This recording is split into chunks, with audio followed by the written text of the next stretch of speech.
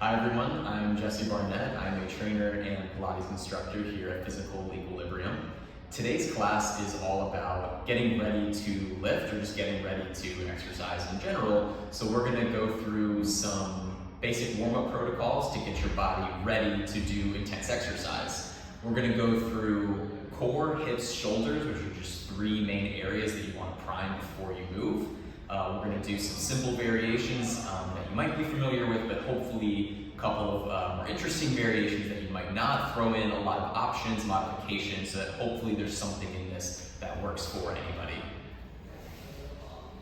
So we're going to start with core, and what you're going to do is just lie down on your back, called a supine position. Feet flat, knees bent, arms by your side. And the first thing we're going to do, it's not really the first exercise, but what's called pelvic tilts. What that means is you're going to tuck your pelvis like this to flatten your lower back, and you're going to feel your lower abs engage a little. Then go the other direction, you're going to overarch your lower back ever so slightly without your chest pushing up to the ceiling. Now just for a few seconds, alternate between those two movements. Now, this isn't really our first exercise. What we're doing is understanding what's called neutral pelvis, because that will be important for a lot of what we do. By doing this pelvic tilt, you're going through what's called posterior and then anterior, that's the butt out part of pelvic tilts, for you to understand that neutral is the place right in between. So when we say neutral pelvis, we want the front of the hips to feel flat to the ceiling and for there to be a very small space under the lower back. So now that we understand that, to get into the first exercise, you're going to maintain that neutral pelvis, get your legs up into a tabletop position, shins up or down, doesn't matter, and then arms up to the ceiling. We're starting with a very classic exercise called dead bugs, and there's a lot of ways to vary this. The important thing is that you keep neutral pelvis and your ribs flat. The first variation is incredibly simple. All you're going to do is reach your arms backward. Do that as far as you can without the pelvis or rib cage moving, and then lift your arms back up. Really simple, that's part one. So what we're doing is moving the limbs to increase lever load on the spine. Basically means that when your arms go back, it's going to feel harder to maintain that position and your abdominals should contract. This is by far probably the simplest version of this. It may not feel very difficult to you, and that's fine. Second variation, if that feels too easy, would be to move the legs. We're going to start with single leg by reaching one forward, as close to the floor as you can while maintaining ribs and neutral pelvis. We're going to alternate legs a few times. And the further your legs extend, the more you should feel your abdominals contracted. Again, the most important thing with these variations is that you maintain that spinal positioning. So never take your legs so far down that you're forced to overarch your back or lose the rib cage. If that is too easy or you just need a little bit more activation, you can add an opposite arm with that. So this is a really classic dead bug variation where you reach your arm and leg, opposite arm and leg, out and as close to the floor as you can without losing that position. Let's say this is still too easy or you're just not feeling it enough or you're in the mood for more activation, you would go ahead and do both arms and both legs.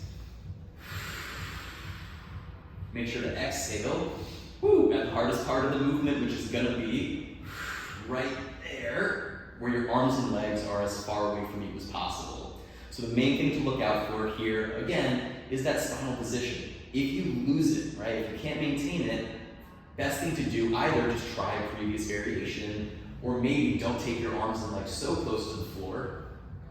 They can stay a little higher towards the ceiling, and you're just going to find the sweet spot where you feel a lot of good core activation, right, without losing the position.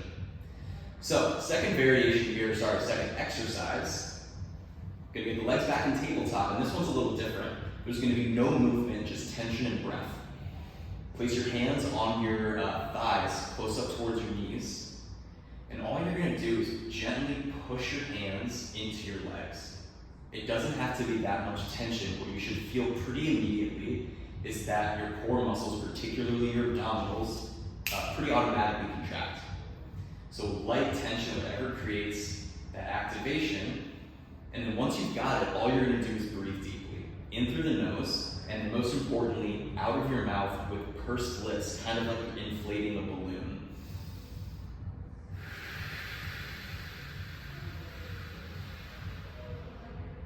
And you're gonna make that exhale as long as you can. What you're gonna notice is with that tension, as you exhale deeply, the breath is automatically gonna make those core muscles work a little bit harder. It just has to do with the way your respiration muscles interact with your core muscles, right? But this is very simple. You push, find the amount of tension when you feel those abdominal muscles turn on, and then just breathe. Basically as long and deep as you can. You can do that for like anywhere from 30 to 60 seconds. You can really play with it, play with the amount of tension with your hands, play with the length of breath, lots of ways to make it easier or harder. All right? So that's kind of our basic core activation for now. We're going to come back to it again later.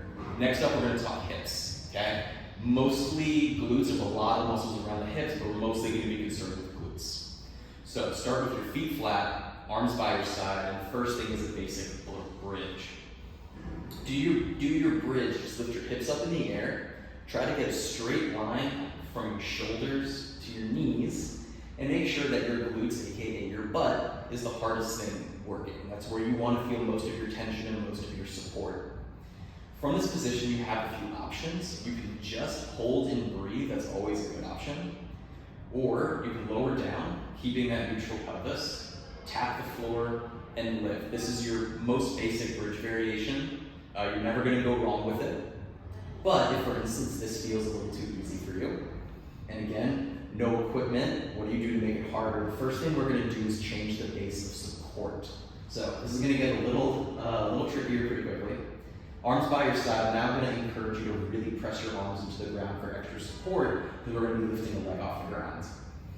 So get up into that same glute bridge again, making sure butt is the hardest thing working, straight line from shoulders to knees, lots of pressure through your arms, and then you're going to lift one leg off the floor and get your knee in towards your nose. Obviously the goal here is that you don't drop the shape in any way and you don't lose that activation in your glute. From there, you just change your legs, side to side. Don't worry about speed on this. Really, just kind of move at whatever pace you have to in order to maintain the glute activation and that stability in your trunk. Don't be shy about the tension in your arms, like really push into the floor as much as you have to. It's not cheating at all. And always make sure you breathe when you do these exercises. If you get to a point where it just like feels impossible to breathe, even if the shape looks good, it might be a little too hard, you may want to back off of it. Then lower down. So let's say you need a little extra hamstring activation, right? Hamstrings do attach up into the hips. Real simple way to change this to get more hamstrings, just gonna take your feet further away from you, right? How far, you're gonna figure it out as far as what you can handle. For me, this is kind of my sweet spot. Gonna flex the feet so only your heels are down, and you're just gonna bridge. Same as before, you can hold and breathe at the top, or you can take it up and down. And you're going to notice, hopefully automatically, right? Just by taking your feet further away from you, you've got a lot more hamstring activation. There's still some glute there, right? Don't relax that, but you're really going to feel in the backs of your thighs. This is great if you're prepping for like RDLs is a good example. RDLs are very hamstring dominant hip exercises. So this is a really good warm-up protocol for something like that. Now, if you are really feeling adventurous, you can also march this hamstring variation. Again, I'd encourage a lot of pressure into the arms here for extra support. And then what you're doing, same as before, taking away basic support. So now you have one leg doing the work of two. Again, if that causes you to like lose your breath, lose your form, fine. A little too hard, doesn't matter. You go back to two legs. If you find having your feet a certain distance was too intense, no problem. You just move it a little closer until you find your sweet spot where you can maintain the form and the breathing, and you still feel it in your hamstrings. Third final hip variation. So let's say you want to hit your glutes, but you're really looking to hit this like outer part of the glute, it's your glute minimus and medius. You're gonna go into this butterfly position. Soles of the feet together, knees out wide. And then from here, yet again, we simply bridge. Hips go up, hips go down. Just like the hamstring variation, we're not changing like the general idea here, hips are going up and down, but you should very automatically feel that outer part of your hip. It's like your clamshell muscles if you're familiar with that exercise. They're gonna turn on pretty automatically. This one, again, you may have to play with foot position a little bit. Everyone's anatomy is slightly different, so you may have to take your feet either further away or closer to you to find the sweet spot where your hips feel pretty comfortable and you're feeling that extra activation on the outside of the hip. Same options here. You can hold and breathe at the top. You can take it up and down. You're just looking for that outer hip activation so you're feeling it, you're doing it right. That's going to conclude hips for now. We'll sort of come back to them again later. We're going to flip over and talk shoulders. When you're prepping your shoulders for lifting most of the time, you're going to be concerned with the back part of your shoulder. Shoulders are very it's a 360-degree thing, but it's this back part we're mostly concerned about for lifting purposes. We're going to go into a prone position, so that means face down on the floor. Forehead down unless your face is too uncomfortable there, in which case adjust it, find it's comfortable. And you're simply going to have your arms out to the side like this with your palms down, maybe about 45 degrees away from your body. What we're going to do from here is simply lift the arms off the ground and squeeze the shoulders back. Simple movement, sometimes a little harder than you think. The main important thing here is what's called retraction. So I'm going to come up just to show you my back. So imagine I'm lying on my stomach. The important thing is that your shoulder blades are coming towards each other behind you, right? Towards your spine, like you're, squeezing a pencil between them. Okay, the second thing that matters here is called depression. That means your shoulders should be squeezing away from your head. Generally, with shoulder activation before lifting, you're looking to feel a contraction kind of right between and then right underneath your shoulder blades. So when you do a movement like this, you want to avoid the shoulders lifting up towards your ears primarily. Second variation on this, we're going to take our arms out to a W position. Okay, elbows are slightly below the shoulders, forearms are parallel to the floor, and then same idea, we're just going to lift, arms straight up off the ground, focusing on squeezing the blades together and also away from your head. Now, I didn't mention it on the first one, but similar to the bridging, you always have the option just to hold and breathe here. It's perfectly fine. Or lift and lower, make it move. The answer is really whatever helps you activate the required muscles better, right? Last variation on this, we're going to take that W and make it move a little. So, you're in your W position. Lift up, retract. Keep the shoulder blades squeezing down, but as you do that, you're actually going to reach your arms forward. You're creating a little opposition. Now, getting straight arms here is not necessarily a requirement. All that matters is keeping your shoulders squeezing down. Return to the starting position and do it again. Right, super simple. Again, straight arms is not a requirement. That's not the point. The point is maintaining that retraction and depression. And then you see how far your arms can go. And you're going to feel hopefully a really deep burn right around the bottom of your shoulder blade. All right, so now we've covered a little bit of core, hip, shoulder. We're going to talk about a few variations where you get to combine things a little bit. Because when you're warming up, efficiency is also really key, especially if you're just short on time. If you can multitask a little bit, it's even better. So the first thing we're going to do is get onto the hands and knees. From this position, let me turn myself this way so we get a better angle. We're going to neutral spine, so same as when you were on your back, it just feels different facing the floor. Generally one flat low back, upper back slightly rounded, head is in a straight line with the rest of your back. The important thing to do here with your shoulders is spread them wide, and then kind of like you just did on your stomach, you're going to squeeze them away from your head. It's going to cause the bottom of your shoulder blade again to really contract. From there, we're going to layer in a little bit of core by lifting the knees. So this is simply called a knee hover. Now, the lower the better here. If you get really high off the ground, it's actually easier, not the way you want it to be. It's going to offload your body. So lower to the floor is best, just about 1 inch from the ground. Once you're up in that position, you have similar options as the other exercises. You can hold and just focus on your breath here. Or, actually, if that's a little too intense to hold it there for a while, you can just do one breath, one lift at a time. You can exhale, lift the knees. Inhale, bring them down. Exhale, lift. Inhale, bring them down, right? And you can do that for like any number of repetitions. Important thing to know about warming up is it's a warm-up, it's not the exercise itself.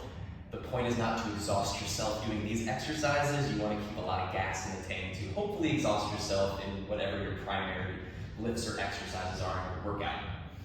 Okay, version number 2, where we can layer some stuff together, is a good old-fashioned forearm plank, but I'll show you one little tweak to make it more interesting. So for our traditional plank, we're on the elbows. I like flat palms parallel to each other. We've got straight legs, neutral spine. Look out for any like piking here. Again, it offloads you in the wrong way. So let's say you're in a perfect plank. You should already be feeling some good shoulder and core activation. Now to make this more interesting, we're gonna use a little traction. You're gonna pull your elbows back towards your toes. Now, there's no actual movement. You're not looking to slide the arm like this. It should be quite stuck to the floor. What you're looking for is just a sense of pulling. And when you do that, what you should feel is that all your planking muscles, which is a lot of shoulder, it's a lot of core, there's even a little hip in there, hopefully, it just gets harder, right? It gets cranked up a couple of notches. If you're doing this plank variation with the traction, I usually say if you can do it for longer than 30 seconds, you're not pulling hard enough. This should feel quite intense for a relatively short period of time, okay? Your regular plank, you can hold that for a minute or more or whatever. If you're doing this with traction, 30 seconds or less, right? And it should be pretty fatiguing from there. Third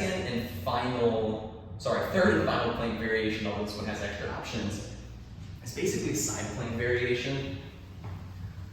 We're gonna have one version that's like the foundation, and from that foundation, you can vary it a couple of ways.